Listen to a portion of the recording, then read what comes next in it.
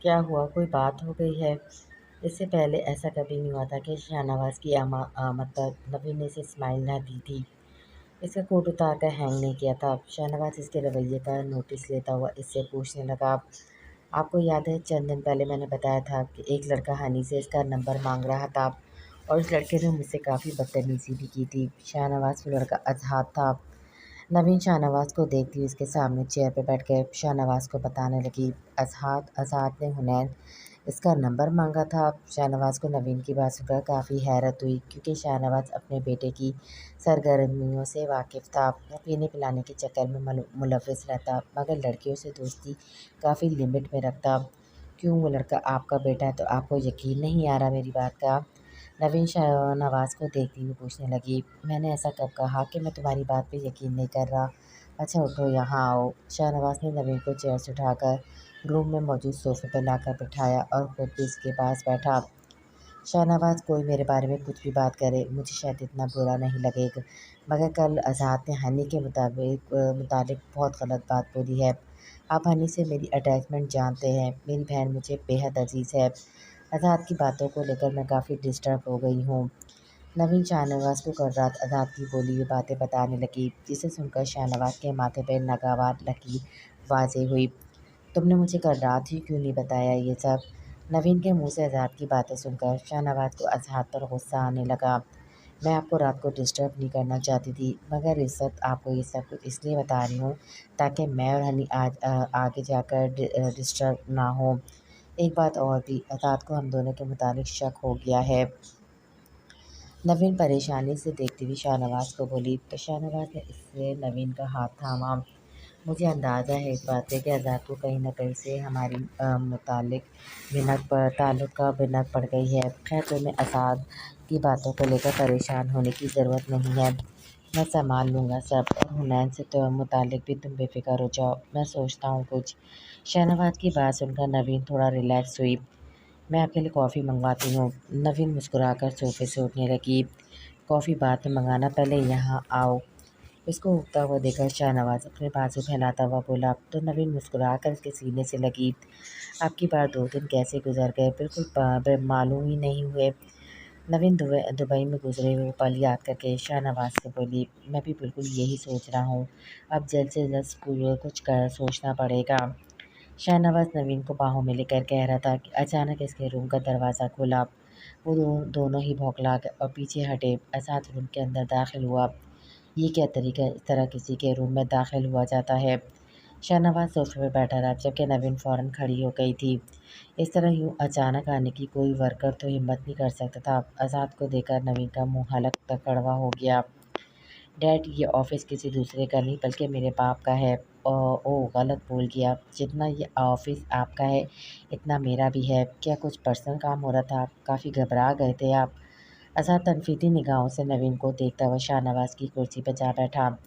बकवास बंद करो अपनी, और जो कहने आए हो वो कहो, नहीं तो अपने रूम में जाओ।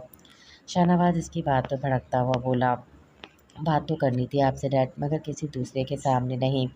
हे, you get out from here. Azad Shahnawaz को जवाब हुआ अचानक नवीन को देखकर बोला। नवीन का चेहरा गुस्से और खजलत से सुर्ख हो गया। ये कौन सा तरीका है बात करने का आज़ाद? क्या सारे मैनर्स और एटिकेट्स तुम अमेरिका छोड़कर आ गए हो? मालूम नहीं है तुम्हें लेडीज़ को कैसे मुखातिब किया जाता है? शाहनवाज़ सोफ़े से उठकर अब आज़ाद पे मज़ीद भड़कता हुआ बोला, मगर आज़ाद इतने ही मज़े से कुर्सी पर बैठा हुआ झूल रहा था। मैं टके-टके के एम्प्लॉइज़ के सामने बात करना पसंद नहीं करता डैड, इसको बाहर भेजें। आज़ाद अब नवीन को बिल्कुल इग्नोर करके शाहनवाज़ को देखता हुआ बोला, वो कहीं नहीं जाएगी, जो भी बोलना है इसके सामने बोलो। शाहनवाज़ बरहम होता हुआ बोला, सर मैं आती हूँ थोड़ी देर बाद। नवीन शाहनवाज़ को कहकर आज़ाद को घूरती हुई वहाँ से निकल गई, जिस पर आज़ाद के लब फैले। डैड, मुझे ये आपकी सेक्रेटरी कुछ ख़ास पसंद नहीं है। मैं चाहता हूँ उसको जल्द से जल्द ऑफ़िस से फ़ारिग कर दिया जाए। अचानक बहुत रिलैक्स मूड में शाहनवाज़ को देखता हुआ बोला। शाहनवाज़ चलता हुआ अजहर के करीब आया, और नवीन की छोटी बहन, इससे तो शायद इसका मोबाइल का नंबर मांग रहे थे तुम। वैसे कल क्या धमकियाँ दे रहे थे नवीन को इसकी बहन के मुतालिक? शाहनवाज़ इसके सामने खड़े होकर पूछने लगा, तो अज़हर शाहनवाज़ को देखकर कुर्सी से खड़ा हुआ और ठीठ बनकर मुस्कुराने लगा।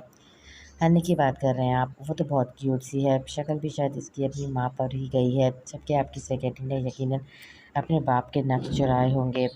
खैर मुझे नवीन की शक्ल से क्या लेना देना। रही बात हनी के मोबाइल नंबर लेने की, वो बात तो अब बहुत पुरानी हो चुकी है।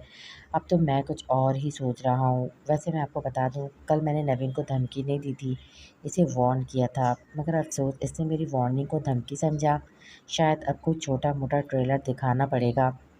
आज़ाद कुछ सोचता हुआ शाहनवाज से बोला, क्या करोगे तुम? शाहनवाज गुस्से में आज़ाद को देखता हुआ पूछने लगा, जब सबको इल्म होगा तो आपको भी मालूम हो जाएगा। बस आप अपनी सेक्रेटरी कम और ऑफिस पे ज़्यादा ध्यान दें। आज़ाद शाहनवाज के दोनों शानों पर अपने हाथ रखता हुआ इसे मशवरा देने लगा। आज़ाद बात यह, अगर तुम्हारी किसी भी हरकत से नवीन की बहन को या नवीन को कोई भी तकलीफ पहुंची या फिर किसी भी किस्म का नुकसान पहुंचा तो याद रखना मैं तुम्हारा बाप हूँ। और अभी तुम्हें बहुत आराम से समझा रहा हूँ, तुम शराफत का मुजाहरा करो और इसी में तुम्हारी भलाई है। शहनावाज अपने कंधे से आज़ाद के हाथ उठाकर इसे साइड पे करके खुद अपनी चेयर पर बैठ गया है ना, कि जो मुझे तकलीफ़ देता है मैं इसे दोहरी तकलीफ़ देता हूँ। और रही बात नुकसान पहुँचाने की, तो एक बिजनेसमैन को नफ़ा नुकसान का सोचना ही नहीं चाहिए। और जहाँ तक बात है शराफत का मुजाहरा करने की, तो अभी तक मैंने शराफत का मुजाहरा ही किया हुआ है। मगर मैं ऐसा ज़्यादा देर कर नहीं सकता। आपको तो अपने बढ़ते हुए कदम रोकने होंगे डैड, वरना आगे आप मुझसे किसी भी बात की तवक्को कर सकते हैं। आज़ाद शाहनवाज को देखकर कहता हुआ के रूम से चला गया। आज़ाद ऑफिस के अपने रूम में आकर बैठा। वैसे ही दरवाज़ा खुला और नवीन चलती हुई आज़ाद के रूम में आई। टेबल पर अपनी दोनों हथेलियाँ जमाकर हल्का सा झुकी। कल तुमने जो भी हनी के मुतालिक कहा आज़ाद, वो मैंने बहुत मुश्किल करके जब्त किया था। आगे से मेरी बहन के मुतालिक बोलना तो दूर के, बस सोचना तक नहीं, वरना नवीन मिर्ज़ा से तुम्हें दुश्मनी किस कदर महंगी पड़ सकती है, तुम इसका अंदाज़ा नहीं लगा सकते। नवीन संजीदगी से आज़ाद को देखती हुई बोली, किसकी परमिशन से तुम मेरे कमरे में आई हो?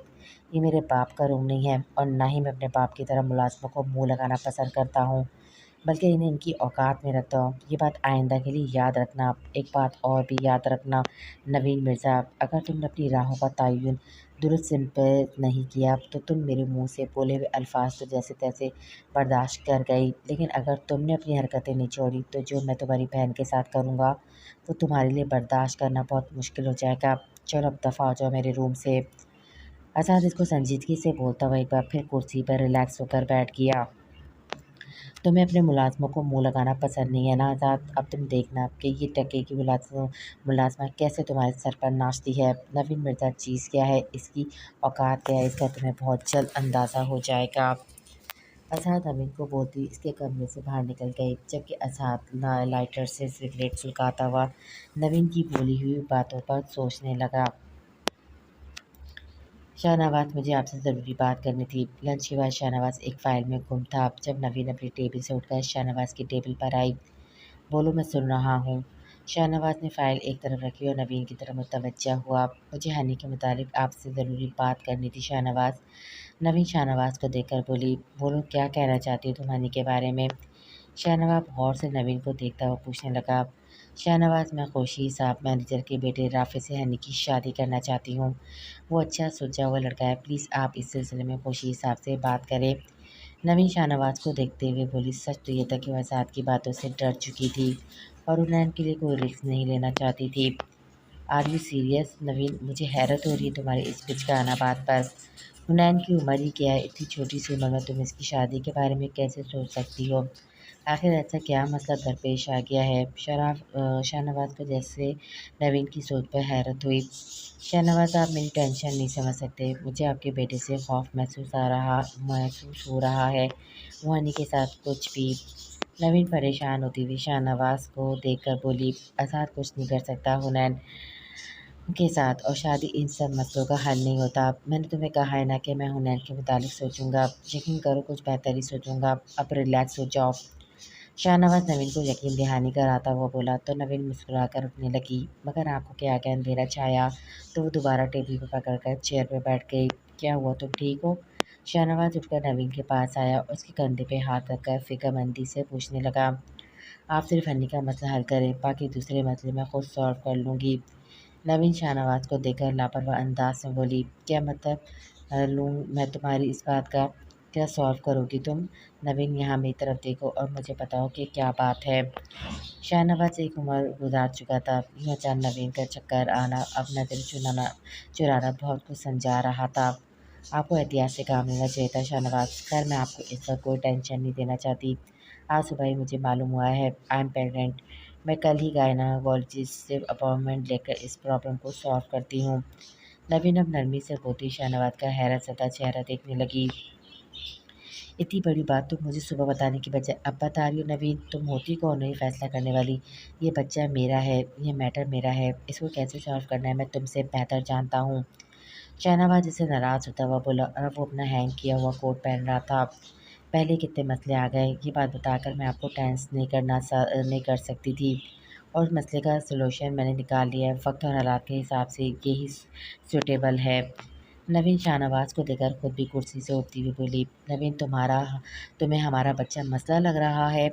शाहनवाज अफसोस से उसको देखता हुआ पूछने लगा, तो आप बताएं शाहनवाज, इस वक्त ये मसला नहीं तो और क्या है? दुनिया वालों के सामने, आप अपनी फैमिली के सामने, मैं अपनी बहन के सामने क्या जवाब दूंगी है?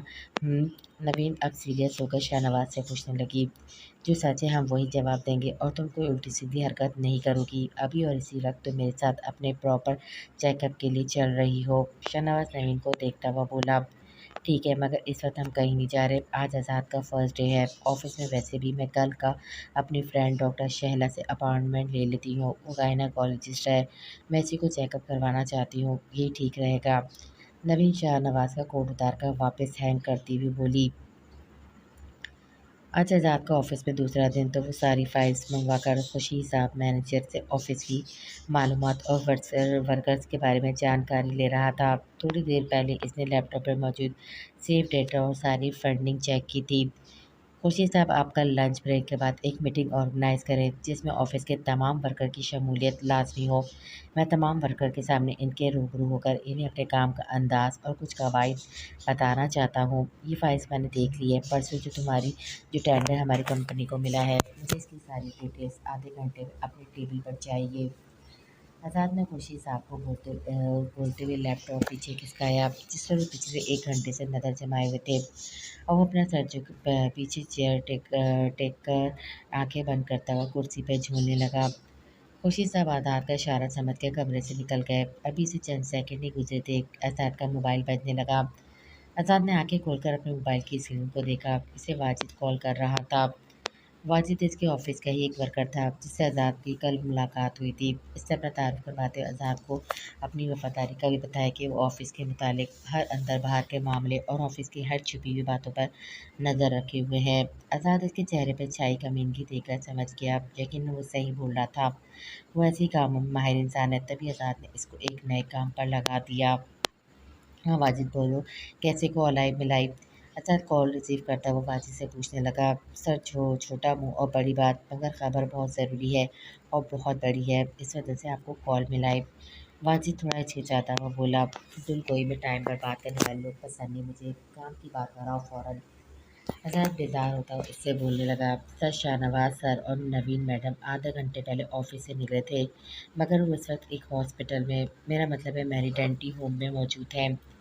वाजिद की बात सुनकर आज़ाद एकदम कुर्सी से सीधा होकर बैठा। हुनैन को बार बार परसों वाला रात वाला मंजर याद आने लगा। कैसे आज़ाद इसकी स्विमिंग पूल से जान बचा कर लाया था। इस वक्त वो होश में नहीं थी, मगर वो महसूस कर सकती थी आज़ाद की आवाज़ और में अपने लिए परेशानी, अपने लिए फ़िक्र। होश में आने के बाद शायद इसकी आंखों में मोहब्बत भी। नहीं नहीं, ये मैं क्या सोचने लगी इस बदतमीज़ इंसान के बारे में। हुनैन ने फ़ौरन अपने दिमाग में आने वाली सोच को झटका। आखिर इसे क्या ज़रूरत थी कि मेरे पीछे पड़ने की? अच्छा खासा पैसे वाला इंसान है, शक्ल व सूरत भी ढंग की है, लड़कियों की कमी थोड़ी होगी इसे भला। हुनैन अपनी सोच में गुम जाकर आईने के सामने खड़ी हुई। तो शक्ल व सूरत में मैं कौन सी कम हूँ? और वो शीशे के सामने खड़ी खुद अपना जायज़ा लेने लगी, फिर अपने बालों को स्कार्फ की मदद से बांधने लगी। अफसोस करते से मार खा गई है नहीं तुम। वैसे तो हाइट इतनी छोटी नहीं, लेकिन शायद आज़ाद के शोल्डर तक आती होंगी मैं। हुनैन सोचती हुई दोबारा बेड पर लेट गई। इसे एक और मंजर याद आया जब आज़ाद इसके बेडरूम में आया था।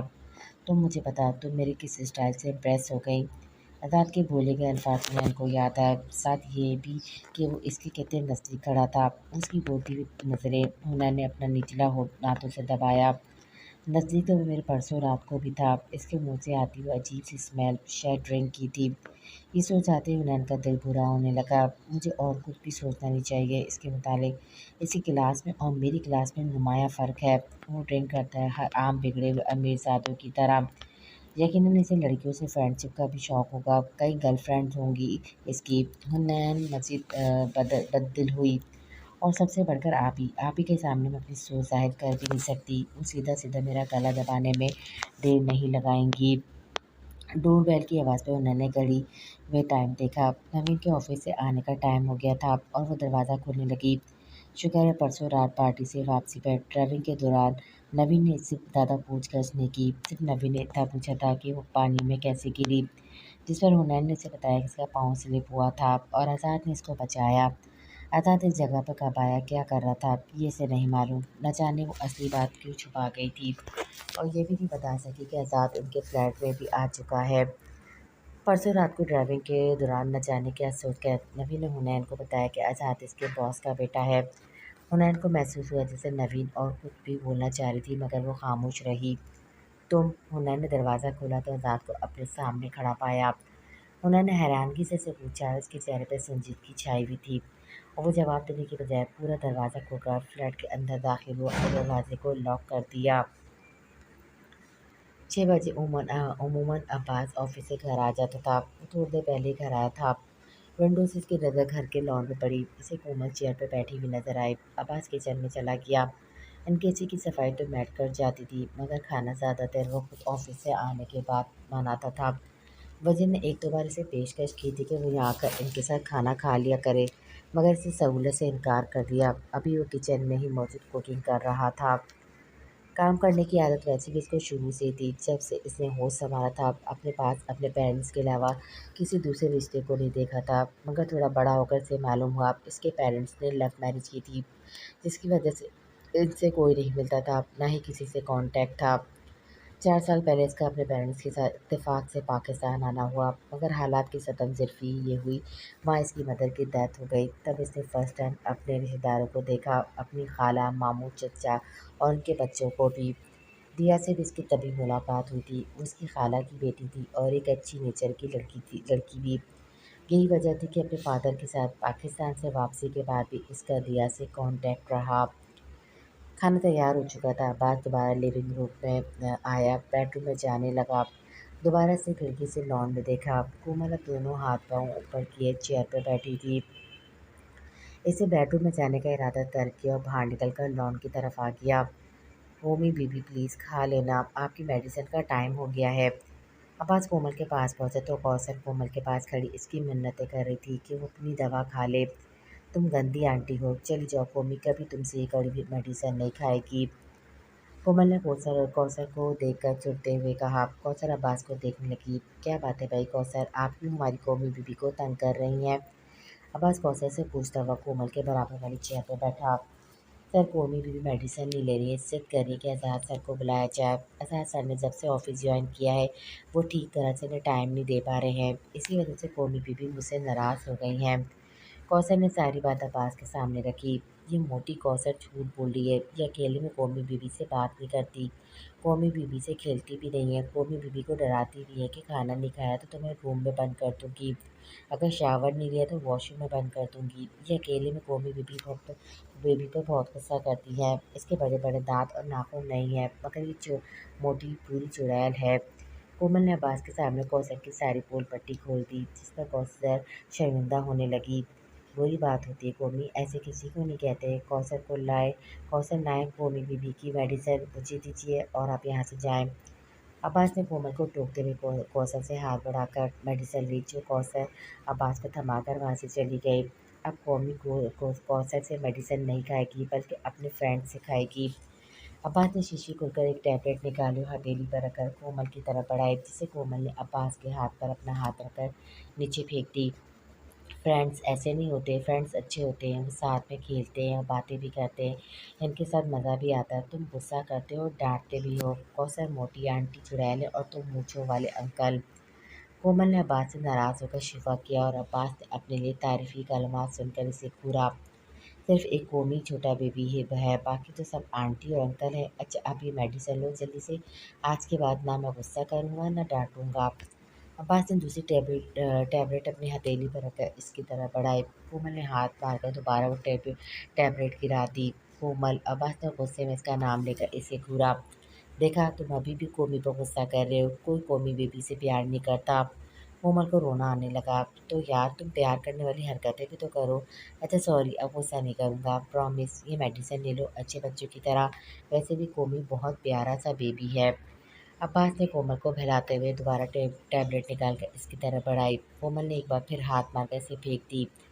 अब्बास ने बिना कुछ बोले इसको घूरा, दूसरी टैबलेट इसकी तरफ बढ़ाई। कोमल ने इसे भी हाथ मारकर फेंक दी। चौथी और पांचवी बार भी अब्बास ने बिना कुछ कहे इसकी तरह टैबलेट बढ़ाई, मगर कोमल ने भी ठीकपन से वही अमल दोहराया।